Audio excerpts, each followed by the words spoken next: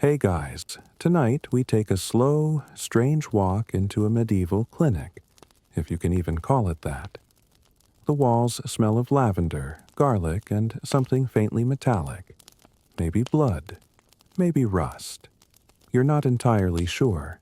You're greeted not by a trained physician, but by a cheerful man in a blood-stained apron, twirling scissors in one hand and a small saw in the other. You sit down, cautiously. The chair creaks. The man smiles. And you realize you're not at the barber's for a trim. You're about to experience healing, medieval style. So, before you get comfortable, take a moment to like the video and subscribe. But only if you genuinely enjoy what I do here. And, hey, let me know where you're tuning in from and what time it is for you. Just so we can all marvel at who else can't sleep right now. Now, dim the lights, maybe turn on a fan for that soft background hum, and let's ease into tonight's journey together. You trudge through the muddy village road, stomach swirling with regret. That stew from the tavern was questionable at best, and now your insides feel like a blacksmith's bellows. You ask for a physician. The baker laughs and points you toward a painted pole with red and white spirals. Blood and bandages, apparently. And so you push open a crooked door and enter a dim hut where healing is practiced with equal parts confidence and sharp metal. The man inside introduces himself as a barber surgeon.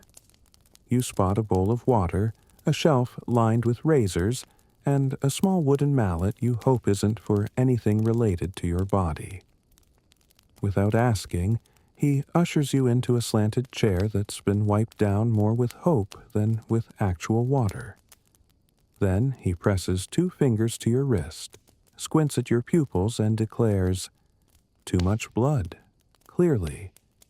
You try to respond, but before the words reach your lips, he's already sorting through his instruments. A hook, a saw, something that glints in the candlelight.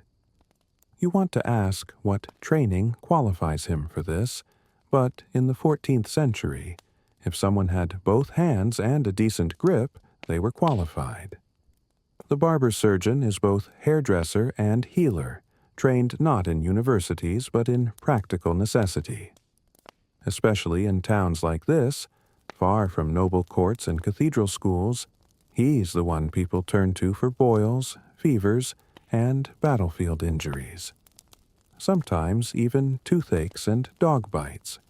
He trims beards in the morning and amputates toes by sundown. You're not sure where that leaves you. Perhaps somewhere in the middle.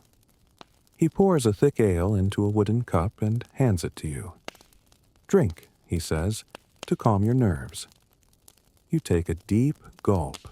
It's warm, bitter, and entirely ineffective. "Hold still," he says, securing your arm with a strip of cloth and tightening it until your fingers tingle. You look away. There's a bowl below the chair, already stained red from whoever came before you. The air smells of rosemary, old sweat, and burnt wool. Without much fanfare, he makes a shallow incision near your elbow. You flinch. The blood begins to flow, dripping steadily into the bowl. He nods approvingly. Better out than in. You sit, light-headed and slightly horrified, as he hums a cheerful tune. He's done this before. Many times, it seems. Perhaps too many. They believed, you remember, that the body was ruled by 4 humors: blood, phlegm, black bile, and yellow bile. Illness was an imbalance. The solution? Remove the excess. Bloodletting was the most trusted method. Fevers, swellings, bad dreams, and foul tempers, almost anything could be blamed on too much blood. And so it must come out. A small breeze brushes through the open window. Outside, someone laughs. Inside, you feel the floor tilt slightly as your blood trickles out with surprising calm. The barber wraps your arm in cloth soaked in vinegar and ash. "You'll sleep better now," he says. You nod slowly, whether from agreement or blood loss, it's hard to tell. They say barbers were the real heroes of the street, part healer, part showman. Some claimed to be blessed with divine intuition, able to diagnose by smell alone. Others just guessed. You get the feeling your barber is somewhere in the middle. As you stagger out into the cool air, your head light and your sleeve damp, the world seems slightly tilted. The smell of lavender from his doorway clings to your cloak. You're not sure if you've been healed or simply thinned out like broth. Still, you survived your first medieval treatment, and in this time, that's more than most can say.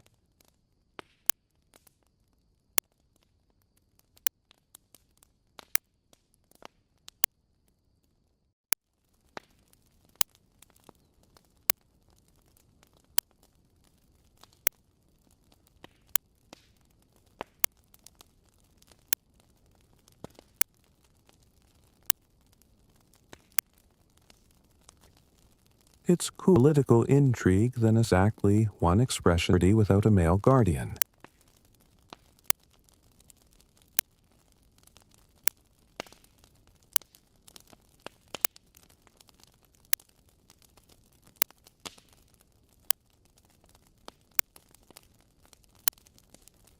Cloistered, and more politically connected about your tunic's wrinkles. You think you've barely crossed the threshold of your cottage before your legs give out. Gently, gracefully, like a sack of wet grain falling into a pile of hay.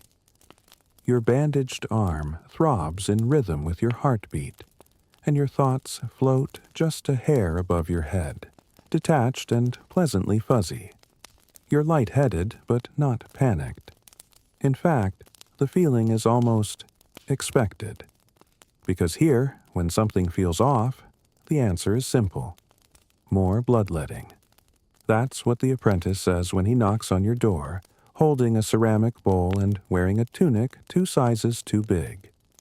He can't be more than 15, with a confidence that only someone who hasn't bled out a friend yet could possess. "You still look flushed," he tells you earnestly. "Might be too much red bile." He leads you back, not to the barber, but to the public bleeding tent. It's open-sided, pitched beside the church and filled with narrow benches and bowls that steam slightly in the morning chill. You take a seat beside a weary-looking baker and a goat herder, already halfway through his procedure. There's something communal about it all, like a breakfast club for the overly sanguine. The apprentice wraps your arm again, this time above the elbow. "We'll let the heat rise," he says, as if the blood were a pot threatening to boil over.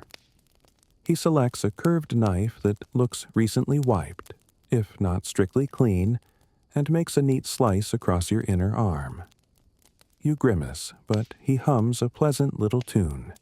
Something about Saint Sebastian, you think, and keeps watch as the blood pools gently into a basin. They say if the blood runs thick and dark, the humors are bad. If it runs light and fast, the imbalance is correcting itself. Yours does something in between. He makes a note on a scrap of parchment, probably a doodle. You sit and bleed quietly, the world narrowing to a dull throb and the scent of iron. Nearby, a woman with a fever is having her ankle bled. You wonder briefly what ankle blood is good for.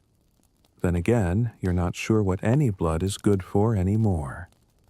The practice stretches back centuries, handed down like a recipe no one's dared question. Hippocrates began it. Galen perfected it. Now, it's your turn to offer yourself to the bowl. By the time the apprentice bandages your arm, you're seeing halos around the sunlight and wondering whether your humors were ever balanced to begin with. You rise shakily. He offers you a sprig of sage, to tuck behind your ear. You don't ask why.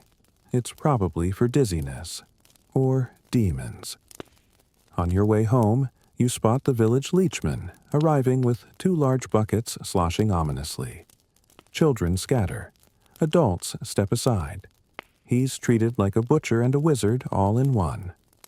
Later that day, curiosity wins. You follow a hunched farmer into the leechman's hut. Inside, the walls are lined with glass jars, each one hosting several glistening, wriggling creatures. The leechman offers you a polite smile and gestures to a stool. "You want the standard?" he asks. You do not know what that means. You nod anyway. He selects 3 fat leeches and places them gently along your forearm. Their bodies squirm, stretch, and latch on with unsettling enthusiasm. At first, it feels like a tiny pull. Then, it's warm. Then, you stop noticing. The leechman settles into his chair and begins whittling a spoon. "Good for fevers, bile disorders, and stubborn personalities," he remarks. You try to respond, but find that speaking requires energy you no longer have. When he finally removes the leeches, they've swelled to the size of thumb sausages. He drops them back into a smaller jar, their bellies dark and lazy. "You've done well," he says. "You'll feel the change by sunset." You stumble home once more, lighter by several ounces of blood and what might be the last shred of skepticism. Because somehow, despite it all, you do feel different. Not necessarily better, but altered. The body is a vessel, they say, and sometimes you have to drain the wine to clean the cup. That evening, you stare into your hearth, a cup of thin broth in your hands. You think about the bowl, the blade, the wriggling leeches, and the oddly kind apprentice. And you wonder, not for the first time, whether this healing is meant for the body or for something more mysterious entirely. Through nonsense, you hear the same woman singing. Someone curses affection, but without whom in your hand. The Legion needs more hands you a slip of wax made up chronic melody. So you trade. Then, without ceremony, it happens. An attack. It begins with a hornet under a cairn of stone. Turian gathers. You squeeze into the crowd going somewhere, and nearly trampled by it. The sun hasn't reached. That smell is from the 10. You try not to through the street as a wheel is in colorful Latins a glance. You find one loud, sticky commentary in white splatter. Another man ready. This it's hauling bricks to each other directly. It's warm and you munch. He nods in thanks. You wonder whether average Roman because it's always safe chest. Remember you have no medical training. Grab the scrolls and clogs the road a minor or back protests. Hey guys, tonight we journey back to the eternal city Rome. But not the marble-drenched postcard version. No, you're waking up inside it. The mattress is thin straw. The room is damp. The walls crumbling. You're in a third-floor insula, basically a Roman apartment, teetering on the edge of structural legality, with your only view being someone else's laundry flapping in the breeze. You blink awake to the rhythmic clatter of wagon wheels over cobblestones. It's late afternoon when a knock rattles your door again. This time it's not an apprentice, not a doctor, not a robed monk. It's a woman in a cloak that smells strongly of dried plants and optimism. She introduces herself as an herbalist, and without waiting for an invitation, steps into your home as though she's lived there for years. You're too tired to object. She scans your small table, mutters something about energy stagnation, and begins unpacking her basket. You watch, blinking slowly, as she lines up tiny cloth satchels and bundles of herbs with names you're not sure are Latin, Celtic, or entirely made up. She hums a tune that seems to make the dried lavender vibrate. "You're running cold and damp," she says, eyeing you critically. probably melancholic. You need warmth in your lungs and clarity in your lower stomach. You'd ask how she knows, but she's already boiling water over your hearth. She hands you a tea made of crushed beetle shells, wild thyme, rose hips, and something she calls sky bark. You try not to breathe through your nose when you sip. It tastes like forest, in the least flattering way. Still, it's oddly calming. Herbal medicine, she explains between stirring and sifting, is not just about ingredients. It's about intention. The beetles carry transformation. The rose hips open the heart. The thyme, well, time is just bossy, she shrugs. She lays a poultice across your chest, made of mashed figs, honey, and some kind of powdered root. It's sticky, warm, and surprisingly heavy. She binds it in linen and tells you not to move or sneeze for at least 2 hours. While you lie there, immobilized, she begins to tidy your room. She mutters to herself about stale air, misplaced shoes, and bad juju. She sprinkles something around the door, possibly salt, possibly ground snail. You want to ask if any of this is backed by logic, but logic feels distant now, like a modern luxury. Here, in this candlelit cottage, with beetle tea breath and fig compress on your chest, you're learning to surrender to the moment. She brings over another mixture.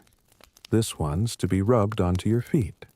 Garlic, mustard seed, and oil. It opens the exits, she says, which you try not to think about too deeply. As she works, she tells you that the body speaks in whispers, and herbs help you listen. Fever. Maybe that's anger. A rash. Guilt. Constipation. You're holding on to someone else's sadness, she says with a wink. You almost laugh. But the tea makes laughter feel like something to save for later. When she finally steps back, your feet glisten, your chest is sticky, and your head feels like it's made of chamomile and clouds. She wraps a cord around your wrist and tucks a dried violet behind your ear. To remind your body that it's loved, she says gently. Before she leaves, she places a linen pouch on your shelf. Sleep with this under your pillow. If you dream of bears, you're ready for meat again. If you dream of sheep, stick to broth. She's gone before you can ask what to do if you dream of both. You settle back into your bed, fig-smeared, herb-scented, your limbs soaked in strange warmth. The day's chaos fades beneath the earthy calm she left behind. Your breath deepens. Maybe it's all nonsense. Maybe it's ancient wisdom. Either way, your skin feels softer, your lungs less tight, and for the first time since this strange healing journey began, you feel almost like you might sleep through the night. Made for the opposite foot, chin. Lunch is over. Weather. He frowned, people van nobles. Fix in the bread, in the every citizen who's seen everything. You type it. And in this city shifts mood. The roar of the and children race through the god bowl of soup simmers, because honestly, you're not before sleep, you read a lulls. It's marked with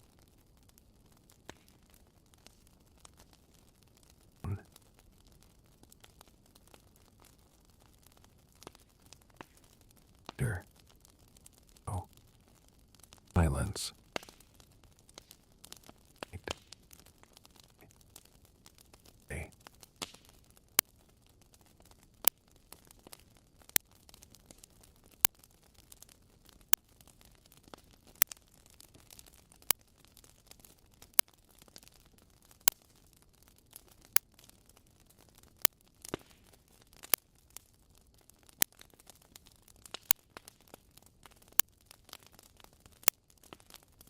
You sit down, cautiously. And something faintly metallic. Maybe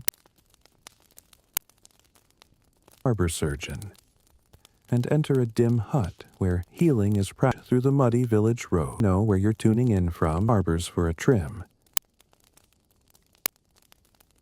Blood. Maybe rough. Time is just here in the warmth. The date.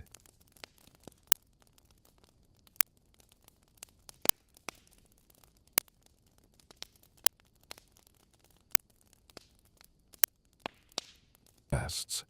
You shuffly ones. Blessed rose oil wraps around you yellowed bone.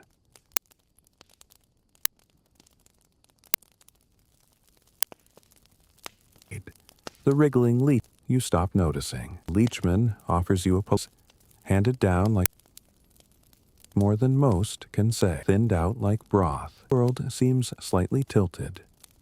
The sauce, it's hard to tell. Your arm in claw. The night is soft. The dreams are weirder than usual.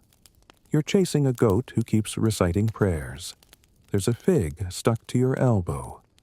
Someone whispers about your spleen. You don't question any of it. When morning comes, the fig is gone, but the violet is still behind your ear. That has to count for something. You wake to sunlight and a new sense of calm, and then you roll over and groan. A deep ache pulses in your side. Not sharp, not urgent, just unsettling like a warning whispered in your ribs. You sit up slowly. Your stomach protests. You shuffle to the doorway where your neighbor, of course, is already waiting. She squints at your face, then your hands. Pilgrimage, she says solemnly. You need relics. You blink. Relics? She nods. Holy ones, blessed ones, preferably pre-soaked in miracles. Before you know it, you're walking beside her to the village chapel. The path curves through tilled fields and wildflowers, and in the distance, the bell tower peeks above the trees like a quiet watcher. When you step inside the chapel, the air changes. Heavier, older. The scent of beeswax, damp stone, and rose oil wraps around you like incense you can wear.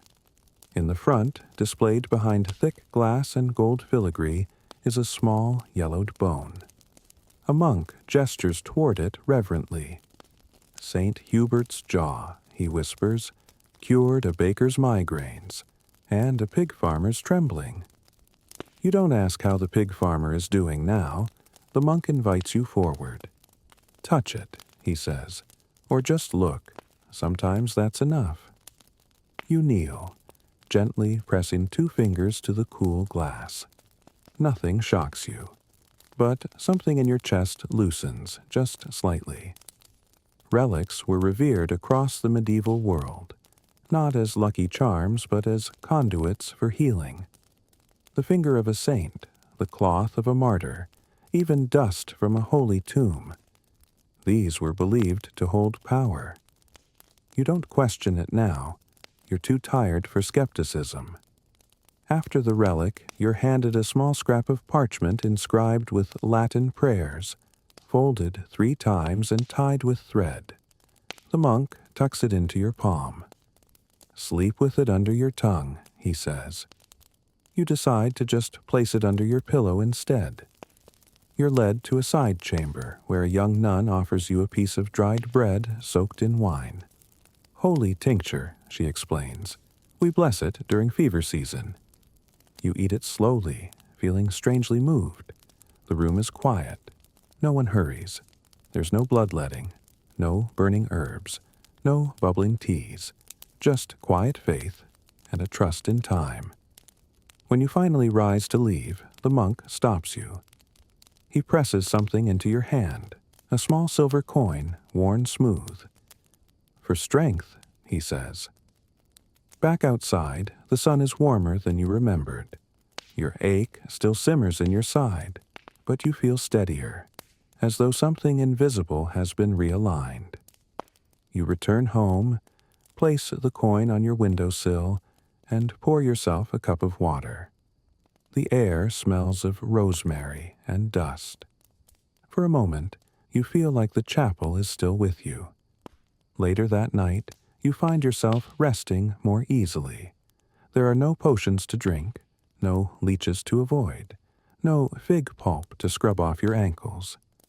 Just the hush of evening, the sound of wind through the trees, and the faint echo of a bell from the chapel far across the fields. You wonder if healing might sometimes come not from extracting, slicing, or boiling, but from being still, from being seen, and maybe from letting go.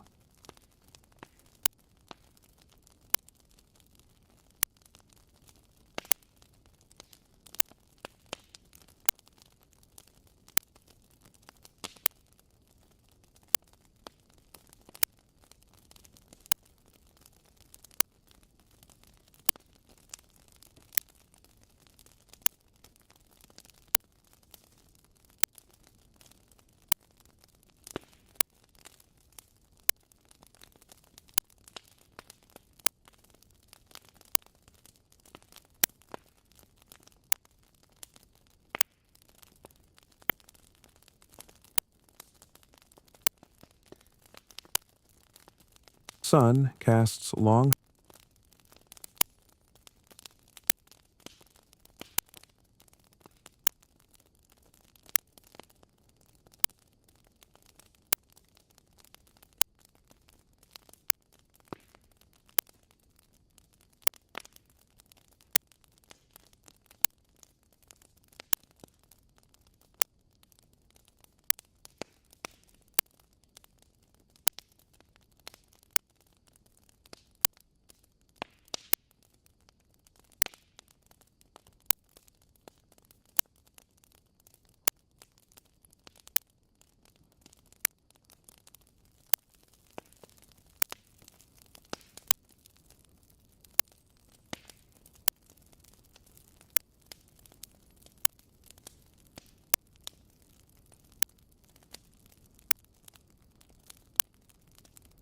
three emperors in their life.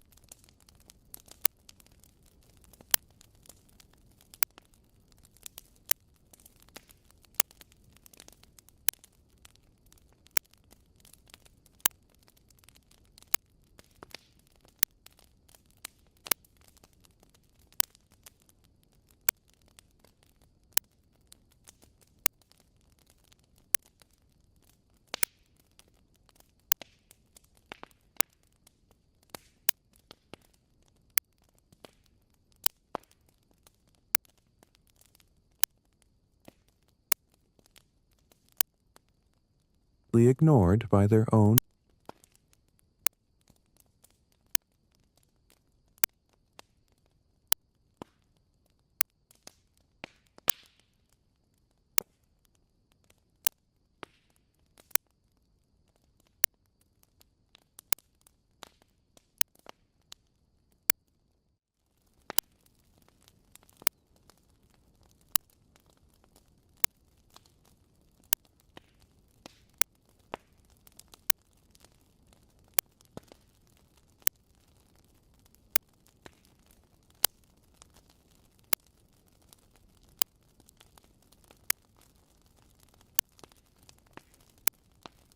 The wind changes overnight.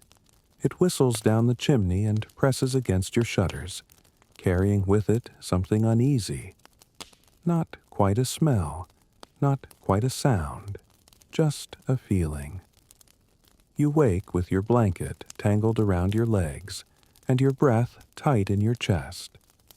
It's the kind of dawn where the light doesn't comfort you. It just reveals too much. Your neighbor is already at your door. This time, she doesn't smile. "There's a lump," she says, "under my arm. It wasn't there yesterday." You don't need her to explain. You've heard the whispers. You've seen the red chalk marks smeared on cottage doors. You've noticed who hasn't opened their windows lately.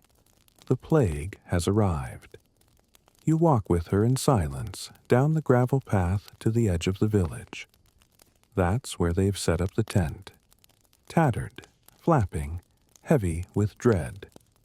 The town healer, who until last week was best known for her sheep salves, now stands at its entrance. Her apron is clean. Her eyes are not. Inside the tent, your neighbor removes her cloak. There it is, the lump, angry and purple, pushing out from under her skin like it wants to speak. She doesn't flinch when the healer touches it. She just looks past you, eyes focused on something far away. The healer sighs and picks up a blade. You step outside. You've heard what comes next. Plague medicine is a brutal thing. There are no cures, only guesses. Sometimes they lance the swelling. Sometimes they burn it. Sometimes they bind a dried toad to it and hope for divine intervention. Often, none of it matters. You sit in the dirt, staring at the hills, at the birds that still dare to sing. A boy passes carrying garlic strung around his neck like jewelry. A woman waves a bundle of sage smoke toward her doorway. The baker's wife sprinkles vinegar on the stones in front of her shop. Everyone has a ritual. Everyone is afraid. When your neighbor finally emerges, her arm is bandaged, her face pale. The healer hands you a cloth bag. Inside, a salve of mustard seed, goose fat, and crushed rose petals. Rub it along your throat and under your arms, she instructs. Sleep with a garlic bulb near your feet. She adds, almost as an afterthought, and avoid anyone who dreams of rats. You both walk home quietly. That night, the village is hushed. Fires are smaller. Doors are bolted. The church bell doesn't ring. You smear the salve across your chest, the scent stinging your eyes. You place the garlic by your feet. You drink a weak wine and try not to taste the fear. They say the plague is in the air, in the rats, in God's will. They say it listens for coughing and moves toward heat. They say a spoonful of crushed emeralds can cure it, if you're rich enough. They say a man once survived it by never speaking a word for 40 days. So you stay quiet. You stare into the darkness and listen to your heartbeat. You feel the lump that isn't there. Yet, you dream of doorways and red chalk and herbs scattered in circles. And you wonder, if it comes to you, what would you choose? The blade, the toad, or silence?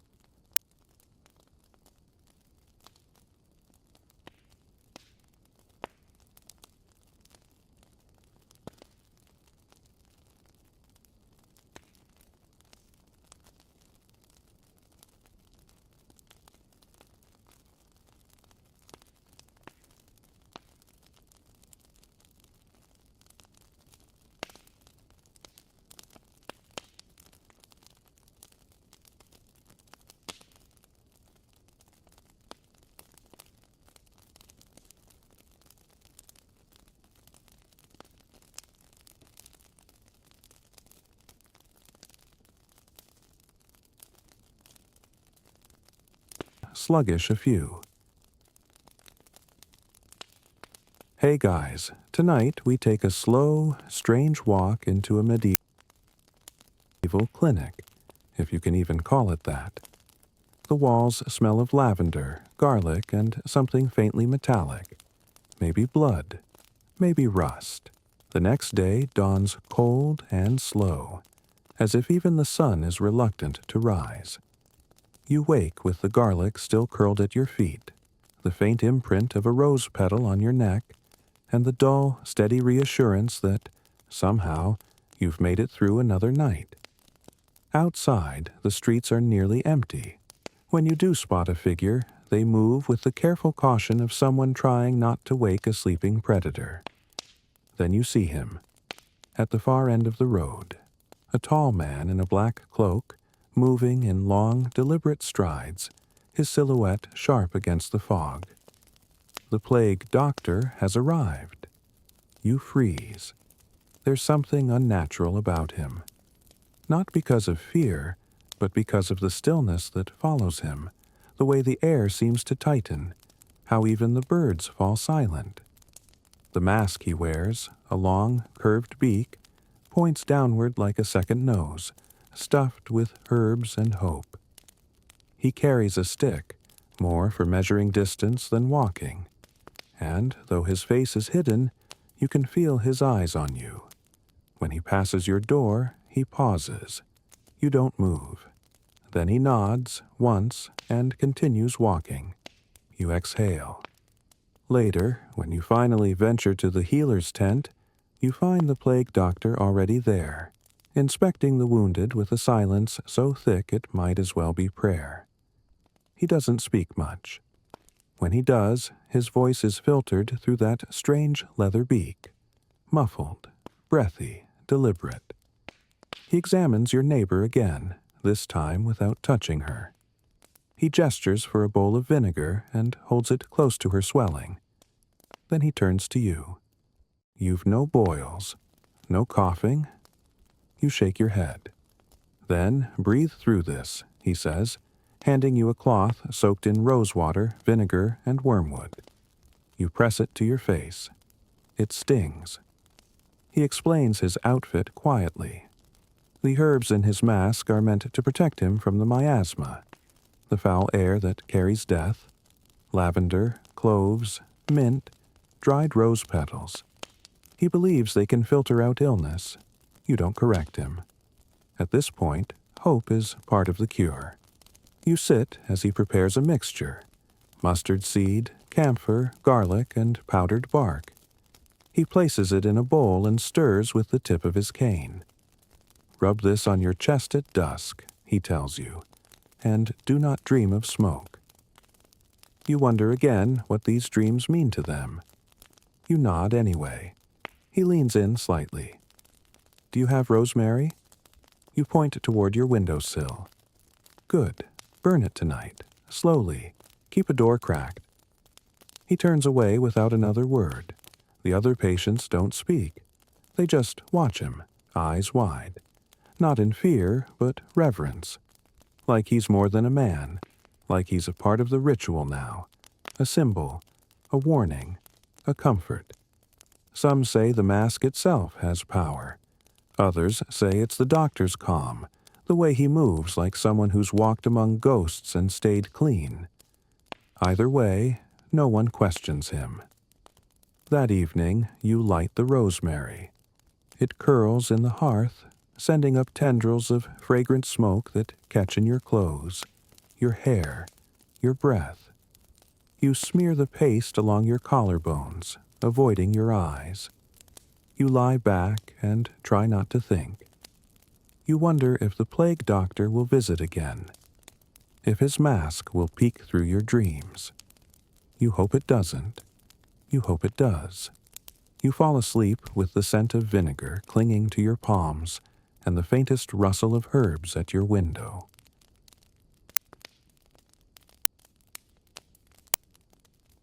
His procedure. There's something communal about it all, like a breakfast club for the overly sanguine. The apprentice Taps your arm again, this time above the elbow. We'll let the heat rise, he says, as if the blood were a pot threatening to boil over. He selects a curved knife that looks recently wiped, if not strictly clean, and makes a neat slice across your inner arm. You grimace, but he hums a pleasant little tune. Something about St. Sebastian, you think, and keeps watch as the blood pools gently into a basin. They say if the blood runs thick and dark, the humors are bad. If it runs light and fast, the imbalance is correcting itself. Yours does something in between. He makes a note on a scrap of parchment, probably a doodle. You wake with the scent of vinegar still clinging to your fingers, the rosemary long burned to ash. You stretch slowly, cautiously, checking every inch of your body for signs of swelling, tenderness, the telltale ache. But nothing stirs beneath the skin. Your breath is steady. Your limbs are whole. You are, against all odds, still unboiled. That's when a knock comes at the door. Not your neighbor this time. It's the village physician, wearing a cloak dusted with road ash and a look of polite exhaustion. He carries a small leather satchel and a thin wooden staff. Before you can say a word, he steps inside and sets a ceramic bowl on your table. "I need a sample," he says. You blink. "Of what?" He stares at you. The bowl explains itself. You do your best to comply, and a moment later, he's swirling the liquid like a wine taster, raising it to the light and tilting it this way and that. He holds it up against a parchment with painted shades of yellow and amber. Clear, slightly pale, could indicate sadness, he says flatly. Maybe unresolved longing. You nod solemnly. Also, he continues, slight foam at the edges. You're either eating too many turnips or carrying excess air in your upper spirit. You're not sure if either is medically actionable. This is uroscopy, the cornerstone of diagnosis. The color, texture, even the scent of urine is believed to reveal everything. Your organs, your moods, your sins. Some say a physician can know your fate by a single drop. Others say it's mostly guesswork and good lighting. He dips a feather into your bowl. Yes, a feather. Watches how it floats. Makes a note on his scroll. Too much wind in the liver, he concludes. We'll need fennel, maybe crushed anise, and no pears until the moon wanes. He opens his satchel and begins mixing dried herbs into a pouch. The scent is sweet, bitter, sharp. A reminder that medicine here isn't measured in pills but in pinches and instinct. He adds something soft and gray, powdered snail shell maybe, and ties the pouch with string. This goes under your pillow, he instructs. If you dream of water, drink more wine. If you dream of dogs, fast until morning. If you dream of birds, you're fine. You take the pouch like a gift. Outside, he stops to examine another patient's bowl. It's darker, redder. He frowns. Anger, he says, and possibly blasphemy. The woman gasps. She's handed a scroll of penance and a salve made of crushed mint and blessed ash. You return inside, the pouch warm in your hand. Later, at the apothecary, you collect your prescribed tea. Fennel, thyme, elderflower, and a single dried beetle wing. For clarity, the apothecary says, as if that clears up anything at all. You sip the tea by the fire.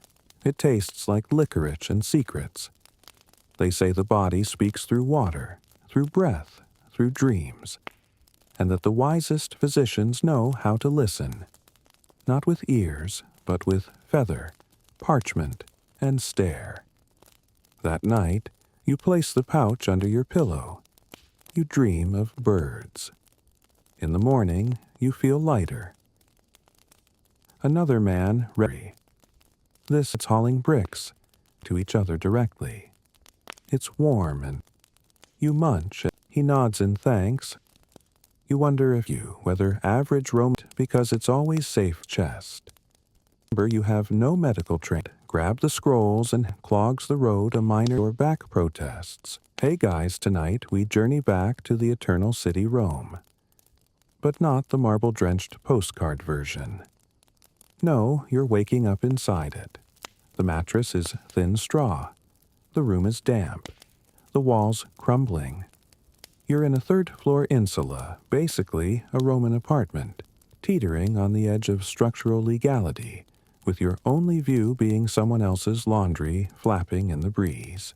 You blink awake to the rhythmic clatter of wagon wheels over cobblestones, and it's late afternoon when a knock rattles your door again.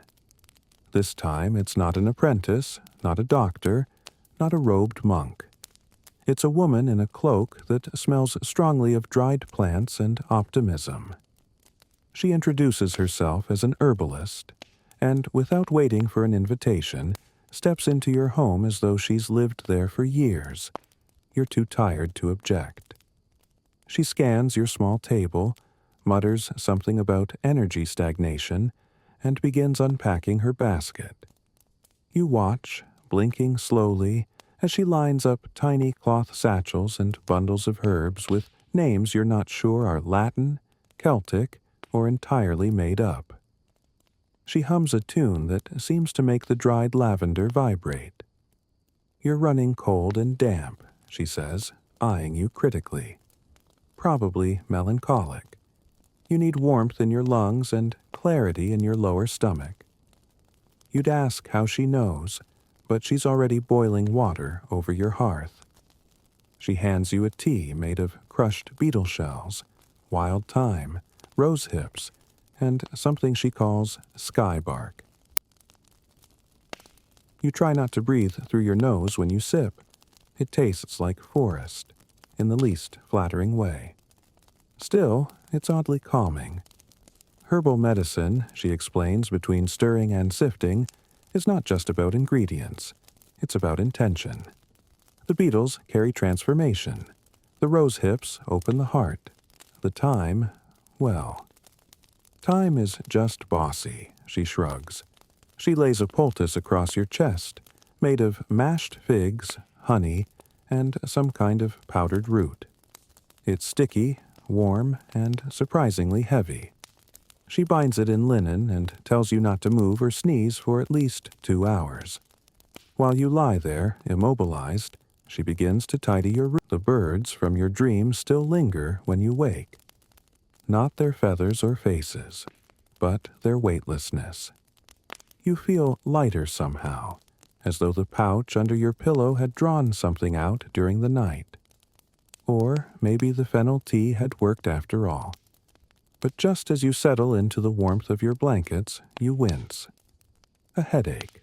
Not the dull kind. This one is pointed, insistent, like a small knight is jousting behind your eyes. You sit up slowly. The world tilts. Your neighbor, with her gift for perfect timing, calls through the door. You're overthinking again, she says. It's all trapped in your skull. Come on. We're going to see the tree panner. You blink at her, eyes heavy. The what? She smiles gently, as if you've asked her to explain rain. The one who opens heads to let the bad thoughts out. Before you can object, you're walking through the quiet fields toward a mossy cottage near the edge of the woods. It's low, half hidden by vines, with windows clouded by time. The sign above the door reads simply, "Cleansings of the Mind." Inside, the room smells of chamomile and something metallic. The woman who greets you has hands that are calm. Her eyes are sharper than the tools she carefully unwraps. You've been carrying too much, she says, as if you've already confessed everything. Sometimes the pressure builds. The mind has nowhere to stretch. That's when we open it, just a little. She gestures toward a long wooden bench. You hesitate. She smiles. We don't always cut. You lie down slowly. She places a small lavender-stuffed cloth beneath your head and a pebble between your palms. Hold this, she says. It helps you stay in your body. She begins the inspection. Fingers press gently around your temples, your jaw, the base of your skull. She hums softly, as if listening for echoes in a cave. There's a tension here, she murmurs. You've been thinking too much with your left side. You didn't know that was possible. She begins to work, not with blades, but with pressure and herb-soaked cloths. She rubs your forehead with oil that smells of mint and something like pine needles. Then, she gently places a smooth, warmed stone just above your eyebrows. You breathe. Somewhere in the corner, a small fire crackles. Dried rosemary pops in the heat. There were times, you've heard, when trepanning meant actual holes, drilled or scraped into the skull to release the so-called demons within. In truth, it may have relieved swelling from head injuries. Or perhaps it was symbolic, an act of surrender, of letting go. But here, in this quiet room, with your headache gently unwinding beneath warm linen and soothing murmurs, you suspect it's less about the skull and more about the silence. She wraps your head in a strip of soft cloth and hands you a small blue bead. Keep this with you. It will remind your thoughts not to take over. You thank her and step outside. The sun feels softer now. Your headache has dulled to a whisper. You walk home with a lighter step and a curious sense that something has shifted. Not broken, not removed, but realigned. That night, you place the bead beneath your pillow and sleep with one hand resting gently on your crown, just in case your thoughts get ideas again. You do not dream of birds. You do not dream at all. Do not rests. You shuffly ones. Blessed rose oil wraps around you yellowed bone.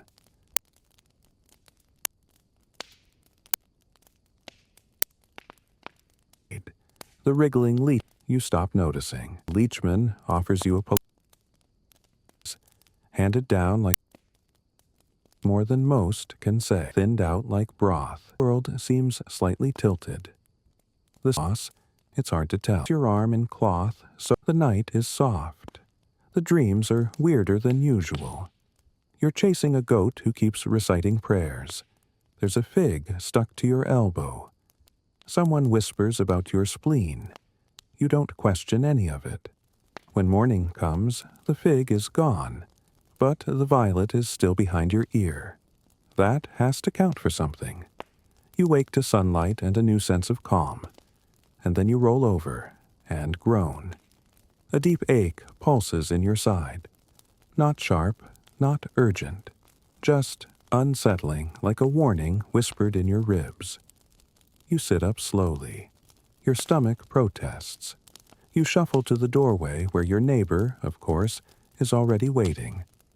She squints at your face, then your hands. Pilgrimage, she says solemnly. You need relics. You blink. Relics? She nods. Holy ones. Blessed ones. Preferably pre-soaked in miracles. Before you know it, you're walking beside her to the village chapel. The path curves through tilled fields and wildflowers, and in the distance, the bell tower peaks above the trees like a quiet watcher. When you step inside the chapel, the air changes. Heavier, older. The next morning, your head feels clearer than it has in days. Quiet, like a field after the harvest. No throbbing behind the eyes, no tightness across the temples. You think maybe you've outpaced the worst of it. But then, halfway through your morning walk, your stomach clenches. Not from hunger, from tension. A deep unease coils beneath your ribs. You sit on a stone wall and exhale slowly, trying to name it. A tightness, a murmur, A wrongness, something not physical. Your neighbor finds you there. She squats beside you and peers into your face like she's reading a map. You're carrying invisible weight again, she says. It's time to check your chart. You blink. I don't have a chart. She grins. You do now. By midday, you're sitting cross-legged on a woven rug in the roundhouse of the village astrologer. The ceiling is a patchwork of hanging herbs, candles, and paper moons. The floor is covered in symbols drawn with chalk and dried lentils. Incense floats upward like curious birds. He doesn't ask what hurts. He asks when you were born. You give him a date. He squints. And at what hour? You hesitate. Dawn-ish? He makes a sound that might be disappointment or hiccups. We'll adjust, he says, and sets to work with a compass, a quill, and a large chart of the heavens marked with signs, circles, and cryptic notes like Mars suspicious and Jupiter moody. He explains that your ailments may not be of your body, but of the sky. If Venus is tangled in Pisces while Mercury limps through Taurus, your liver might rebel. Your humors might sulk. Your breath might slow. You nod, though you grasp only half of it. He taps your chart. There, he says, pointing to a jagged line near Saturn. You're in conflict with your kidneys. Also, you should avoid onions. He stands, moves to a shelf, and prepares a packet of herbs, lemon balm, fennel seed, nettle, and a pinch of stardust, or possibly ash from last night's candle. This infusion must be taken after twilight but before moonrise, he warns. Drink facing north. Think kind thoughts about your intestines. You agree to everything. Astrological healing was a central part of medieval medicine.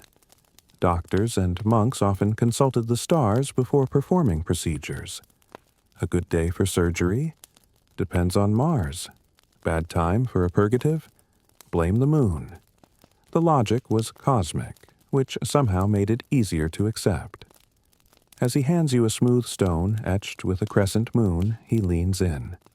Sleep with this near your kidneys. If you dream of wheat, your path is aligned. If you dream of goats, you must cleanse again. You do not ask what to do if the goat eats the wheat. You leave quietly, the tea pouch warm in your pocket, the stone heavy with meaning. The sky above is streaked with clouds. You wonder what that means for your spleen. At home, you follow his instructions. You drink the tea while facing north. It tastes like bitterness with an afterthought of honey. You place the stone under your blanket, just above your hip. That night, you dream of wind in a barley field. You wake with no memory of pain.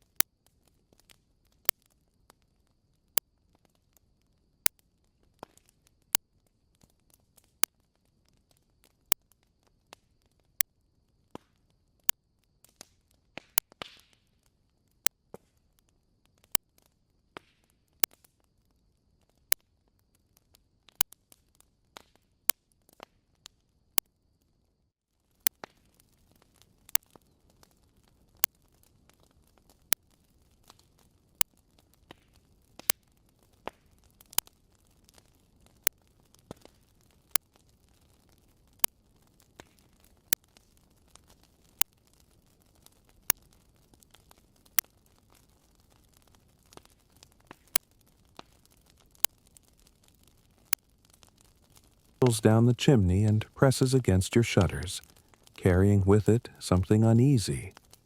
Not quite a smell, not quite a sound, just a feeling.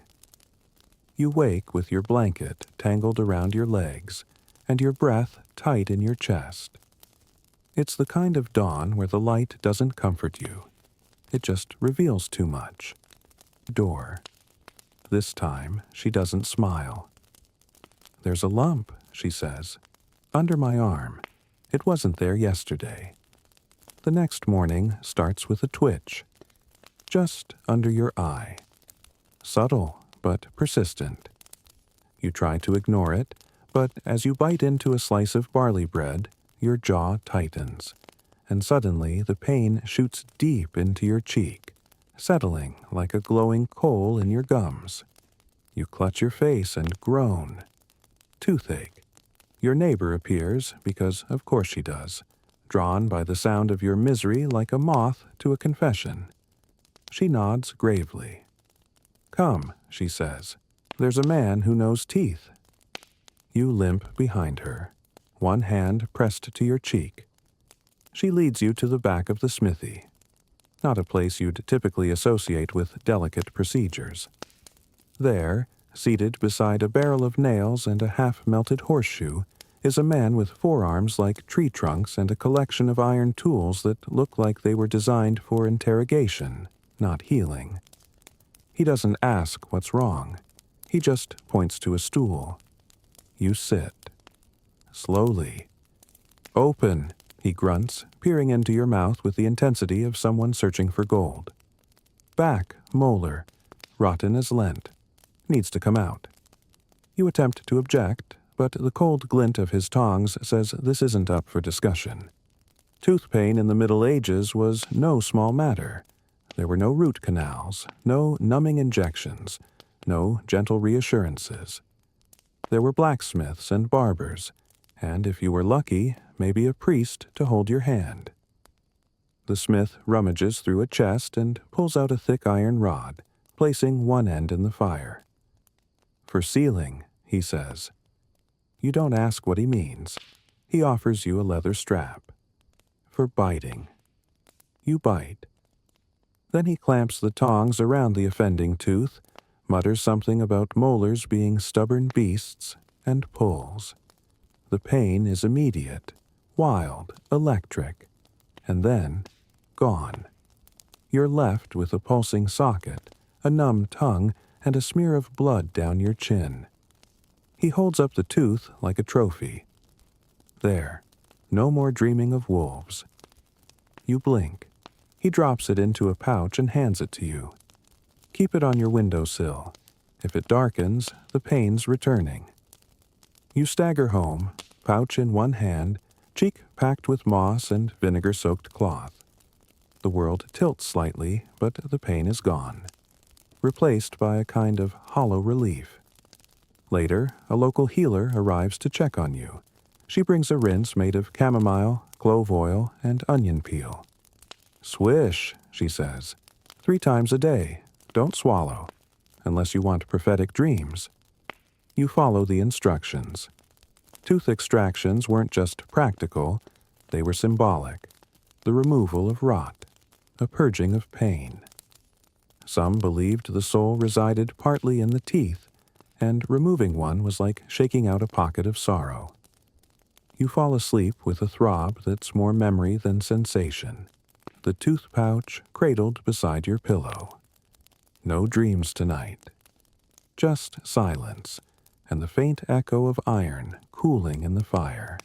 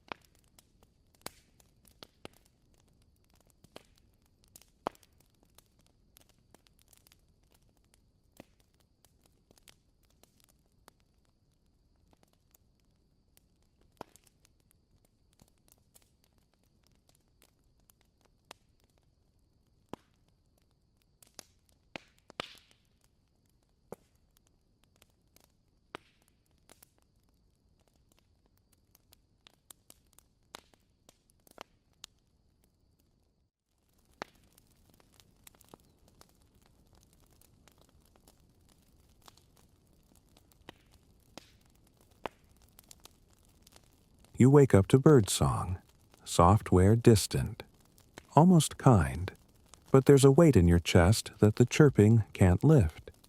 It isn't the dull soreness of your healing jaw.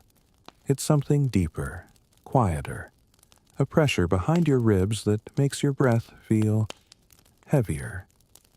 You sit up slowly, as though your bones have forgotten how. Your neighbor doesn't knock this time. She simply appears in your doorway, eyes wide and cautious. "You've been too quiet," she says. "Come with me. We'll see Brother Thomas."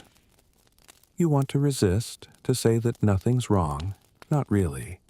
But when you stand, the feeling only presses harder, like wet wool draped over your lungs.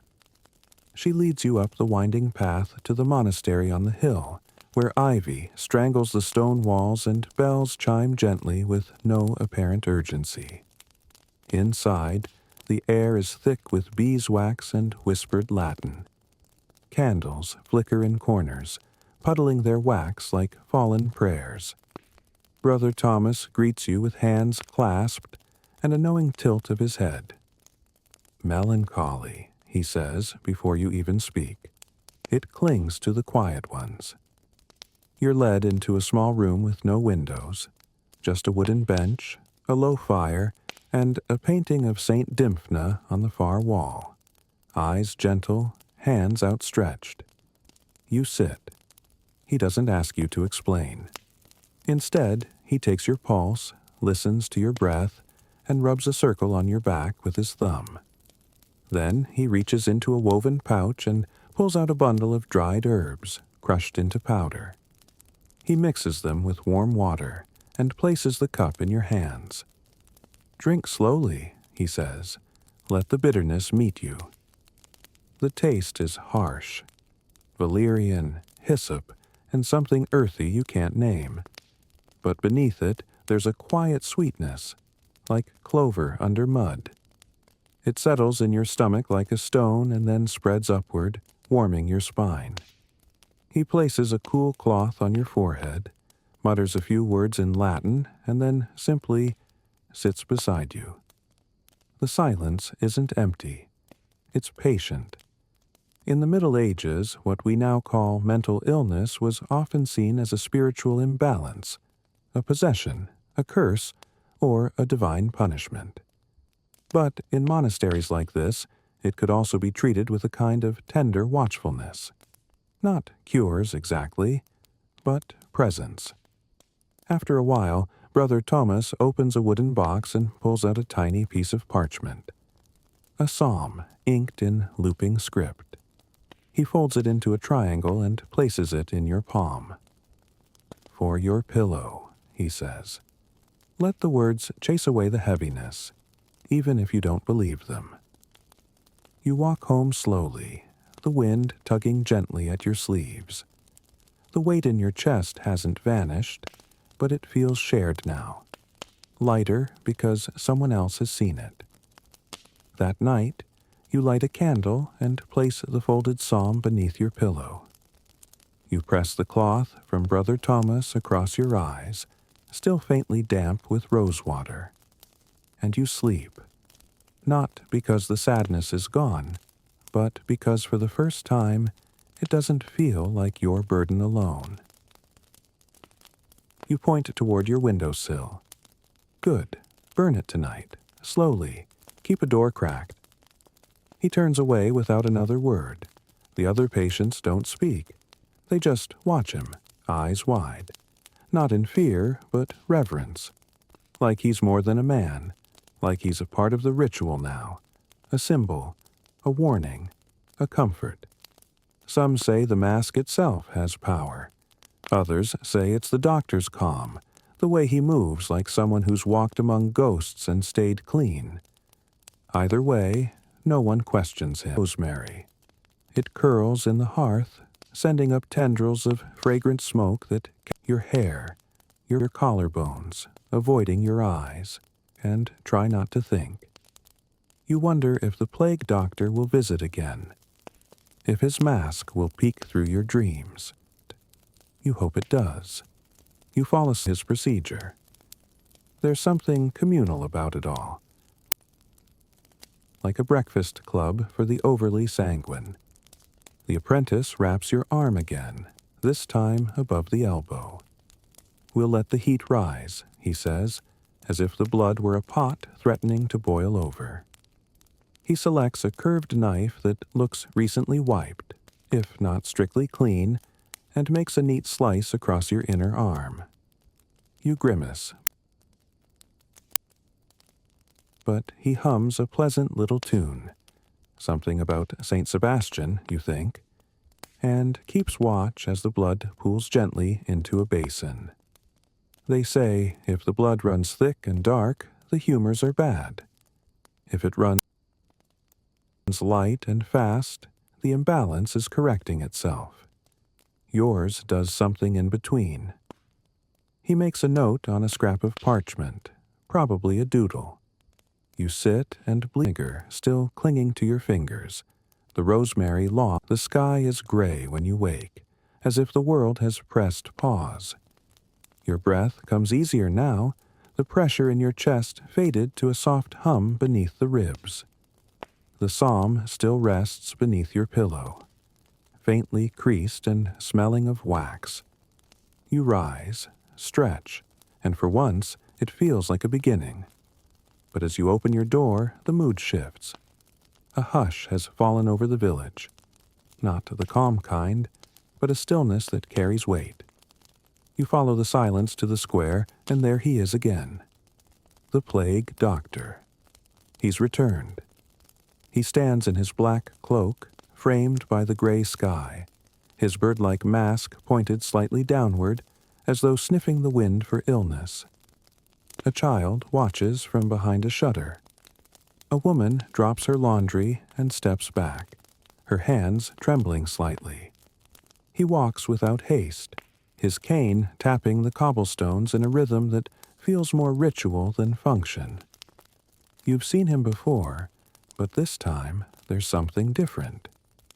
The air around him feels denser, as though he's bringing not just medicine, but memory. He sees you. He raises a hand, beckoning you. You don't hesitate. Inside his small workroom, part infirmary, part shrine. The shelves are lined with bundles of herbs and scraps of parchment pinned with notes, symptoms, names, prayers. A cauldron steams gently in the corner, filling the air with the scent of rosemary, vinegar, and something sharper. He gestures for you to sit. You've stayed clean, he says, but others haven't. You nod. He begins to unpack his case. Out come bundles of dried lavender, juniper berries, slices of orange peel. Each one is tucked gently into the beak of his mask, which he then sets aside. Beneath it, his face is ordinary, unremarkable, almost kind. You'll help me today. You blink. Me? He nods. It spreads by air, yes, but also by fear. You aren't afraid anymore. You don't know if that's true, but you help anyway. He teaches you to mix a cleansing smoke, rosemary, mint, thyme, a drop of camphor oil. You light it in shallow clay bowls and carry it from cottage to cottage, wafting the scent into corners and thresholds. Some villagers cry. Some clasp your hands. Some simply bow their heads. In one home, you place the bowl beneath a fevered boy's bed. His mother weeps quietly as the doctor whispers over the child in a language you don't know. You help him prepare onion poultices, thick, pungent spreads that are tied to wrists and ankles to draw out the fever. He places a sprig of rue on each patient's pillow. You don't ask why. By now, you've learned that healing is as much symbol as science. He shows you his ledger, pages of names, symptoms, herbs tried, outcomes. Some crossed out with a neat line, others circled in hope. That night, he hands you a pouch filled with his own blend of herbs, wormwood, rose petals, and cloves. Burn this, he says, only if the dreams return. You ask him how he dreams. I don't, he replies. The mask keeps them out. You return home, fingers scented with mint and ash, your clothes trailing smoke. The village feels softer now, less afraid. Not cured, but braver. You place the pouch on your bedside table and lie down without lighting it. The night is still, and for the first time in a long while, you dream of nothing at all. Your back protests. Hey guys, tonight we journey back to the eternal city Rome. But not the marble-drenched postcard version. No, you're waking up inside it. The mattress is thin straw. The room is damp. The walls crumbling. You're in a third-floor insula, basically a Roman apartment, teetering on the edge of structural legality, with your only view being someone else's laundry flapping in the breeze. You blink awake to the rhythmic clatter of wagon wheels over cobblestones and it's late afternoon when a knock rattles your door again. This time it's not an apprentice, not a doctor, not a robed monk. It's a woman in a cloak that smells strongly of dried plants and optimism. She introduces herself as an herbalist, and without waiting for an invitation, steps into your home as though she's lived there for years. You're too tired to object. She scans your small table, mutters something about energy stagnation, and begins unpacking her basket. You watch, blinking slowly, as she lines up tiny cloth satchels and bundles of herbs with names you're not sure are Latin, Celtic, or entirely made up. She hums a tune that seems to make the dried lavender vibrate. You're running cold and damp, she says, eyeing you critically. Probably melancholic. You need warmth in your lungs and clarity in your lower stomach. You'd ask how she knows, but she's already boiling water over your hearth. She hands you a tea made of crushed beetle shells, wild thyme, rose hips, and something she calls sky bark. You try not to breathe through your nose when you sip. It tastes like forest, in the least flattering way.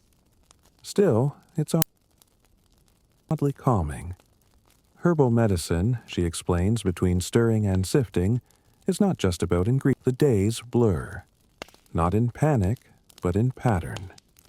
You rise, drink your warm herbs, breathe in the last of the rosemary smoke.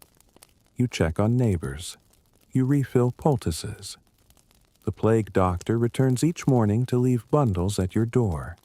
Herbs, scrolls, quiet instructions in his careful handwriting. The villagers now greet you with nods that carry more than politeness. You're no longer just healing. You're part of it. So it comes as a surprise when a new healer arrives from a neighboring village. She's small. You welcome her cautiously. She wastes no time. You've forgotten the toads, she says. You raise an eyebrow. Toads?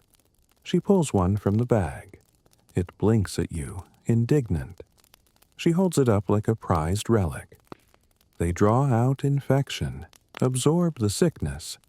You bind one to a boil or a bad joint and wait. You glance at the creature.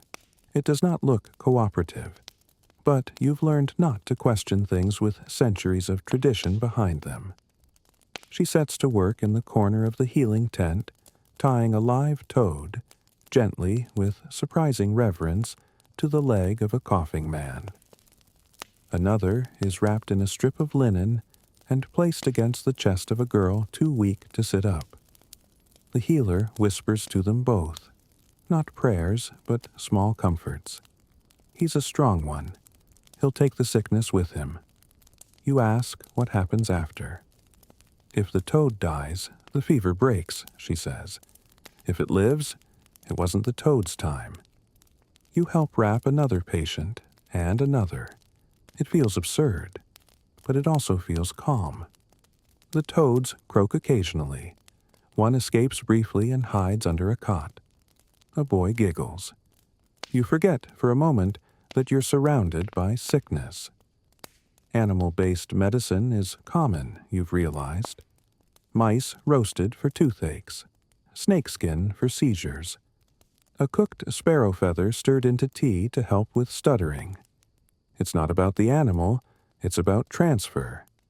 Move the ailment out of the body, into something else. When the toad healer leaves, she gives you a final gift, a salve of ash, nettle, and ground snail shell. For bruises of the soul, she says. You don't ask if it works. You place it on your shelf beside the pouch from the plague doctor, the lavender from Brother Thomas, and the tooth in its stitched sack. The cottage smells like forest and fire, a blend of all the healings you've gathered. That night, you light a single candle and sit with your feet in a bowl of warm, salted water. The toad, yes, she left you one, sleeps quietly in a small box near the hearth.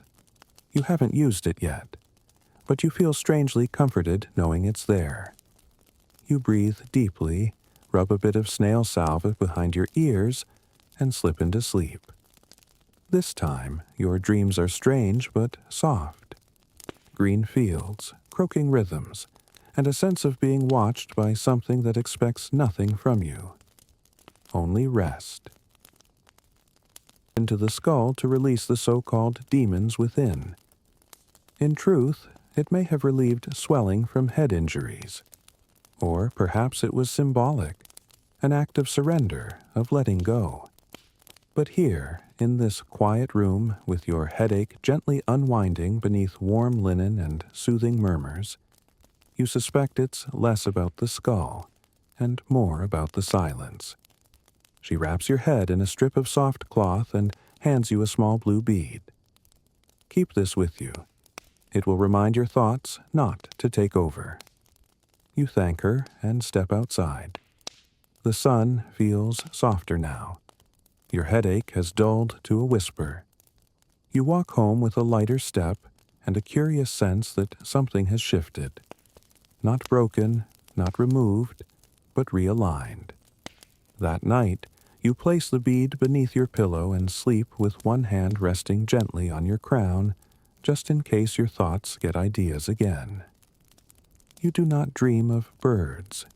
You do not dream at all. Do not rests. You shuffly ones. Blessed rose oil wraps around you yellowed bone.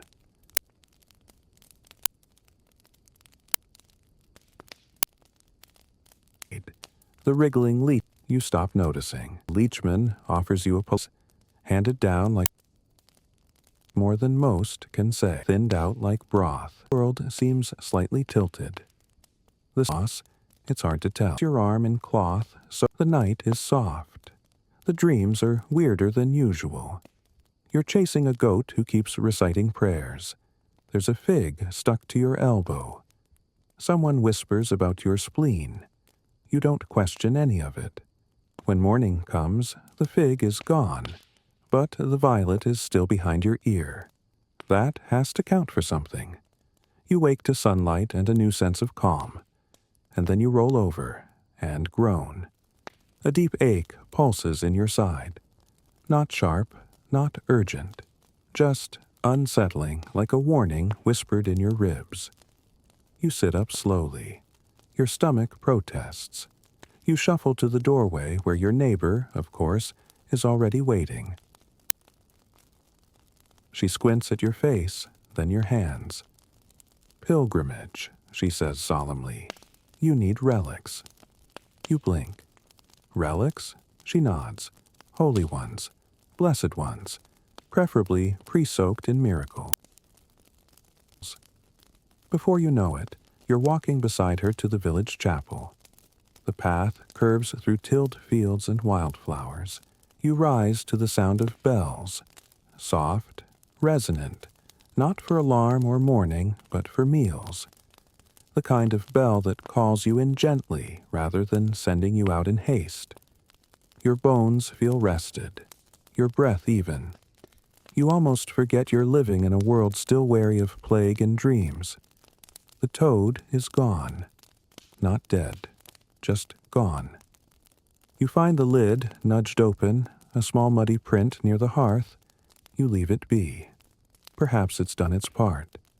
Or perhaps it's decided you're not worth the trouble. Either way, you don't feel the need to chase it. You make your way across the village, the path familiar beneath your feet.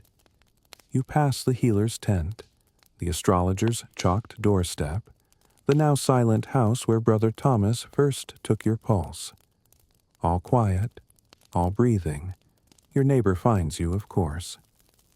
Hospital today, she says, just to make sure you're still in one piece. You don't argue. The hospital sits behind the chapel, less a building than a long stone hall warmed by body heat and broth. There are no clean sheets, no swinging doors, just rows of straw beds, each occupied by someone mending, hoping, or simply waiting. A nun with gentle hands and a voice like felt leads you inside. She brings you a bowl of cabbage broth and a crust of rye bread. You thank her. The broth tastes of patience and root vegetables. She presses her fingers lightly against your wrist, then your forehead. No fever, she says, pleased, but you could use warmth. She adds a stone, heated in the hearth, at your feet, and tucks a wool blanket around your legs. Across the room, someone is humming. A monk sweeps, his broom stirring the quiet rather than breaking it. A dog pads between the beds, tail wagging, wearing a bandage on one paw. You smile despite yourself. Monastic hospitals are built for comfort, not cure. They offer food, silence, prayer, and the steady reassurance of other bodies healing nearby. Sometimes that's enough. The nun returns with a small roll of paper, a psalm. She doesn't insist you read it, just that you carry it near your heart. You sit for a while beside the fire. A boy with flushed cheeks sleeps on the next cot, his hand curled around a carved wooden toy. An old woman breathes softly through her mouth, clutching a cloth rabbit. This place holds people like a cupped palm, gently, reverently, without rush. When it's time to go, the nun hands you a bundle, dried mint, blessed salt, and a ribbon the color of dawn.